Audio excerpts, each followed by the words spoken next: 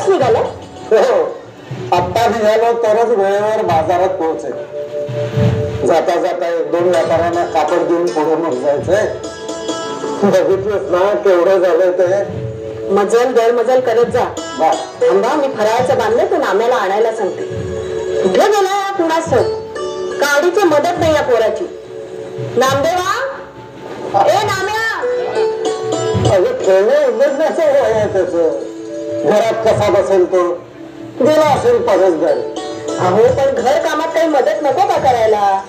सारखा एक तर खेळत तरी असतो, नाही तर मुलांना जमून विठ्ठल विठ्ठल भजन तरी करत असतो. अगं देवाचं नामस्मरण करतो ते चांगलंच आहे की. लहानपणापासून भक्ती मार्गाची ओढ हवी मुलांना. आई आई आई आई, तू बोलावलंस मला? या या नंदुबा, या बसा. नंदुबा, आम्ही निघालोय बाजाराला. आता तुम्हीच घरात मोठे. आम्ही नसताना पांडुरंगाला नैवेद्य दाखवला गेला नाही असं होता कामा नये. आधी देवाचं जेवण आणि मग आपलं. बाबा, काय काळजी करू नका. मी घालून देवाला जेवायला आणि त्यानंतरच मी जेवीन. आणि तुम्ही म्हणता की नामदेव काम करत नाही म्हणून. बघूया ना नैवेद्याच्या वेळेस ते हजर राहतोय का ते? आई, दादा घरात नसताना मीच घरात पडला ना, मग मला सगळं काम जबाबदारी बघावंच लागणार. खरंच रे सोने. बाजाराला चल, चला मोठे झाले ना तुम्ही आता. चला कामाला लागले. चला चला. अरे नामदेवा, तू आज नैवेद्य घेऊन आलास आणि कामाचे कुठे? बाबा बाजारात गेले, त्यामुळे देवाला जेवू घालायची जबाबदारी माझ्यावर होती ना. मला जेवण करायला असं? हो, आता मी मोठा झालो ना. जाताना फक्त मंदिराचं दाब होईल लोकून घे.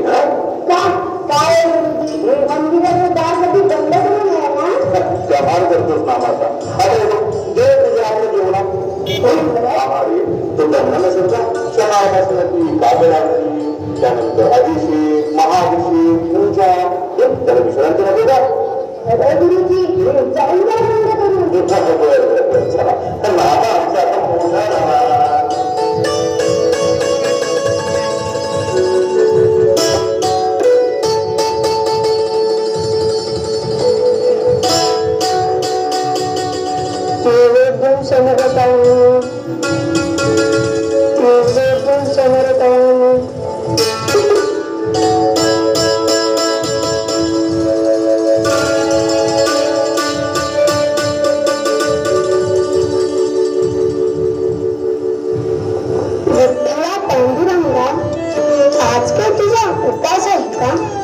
तसं सांगितलं असतंस तर फराळाचं करून आणलं असतं. पण आज तर चतुर्थी नाही बसले. आज कसला उपवास? मला माहितीये आज दादा आले नाहीत ना नैवेद्य दाखवायला म्हणून राजायला असवे. दादा बाजाराला गेलेत कापड विकायला, त्यामुळे तुला जेवू घालायची जबाबदारी माझ्यावर आली ना. चल पटकन घेऊन घे बघू, मला खूप भूक लागली आहे. आई चांगली आहे जेवायची, तू जेवल्याशिवाय कसं जेवणार मी? मी डोळे लुटते बरं.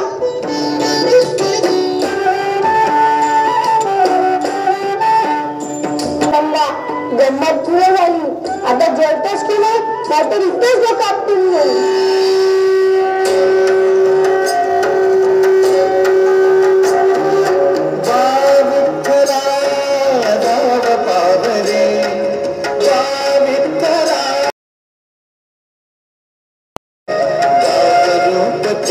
सावळे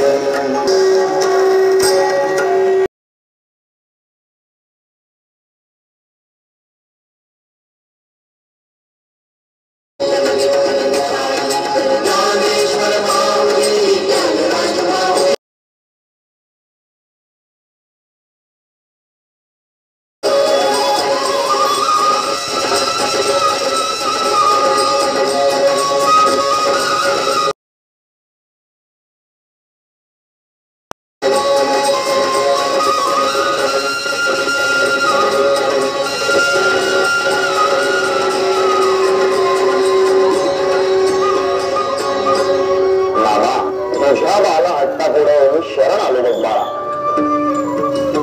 तुझ्या सात्विक भावानं तर मी अत्यंत आनंदित झालेलो आहे.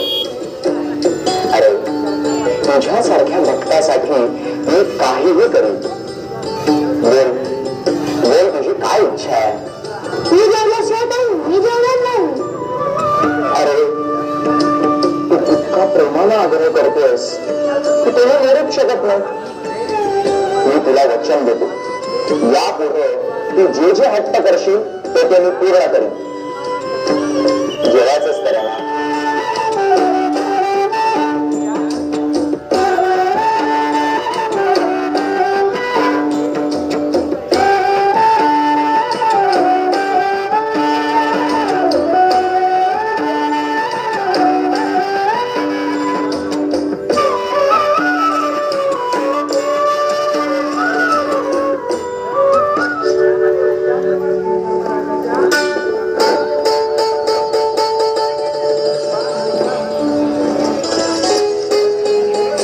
या नाम्याला नुसता नैवेद्य दाखवायला सांगितलं तर इतका वेळ.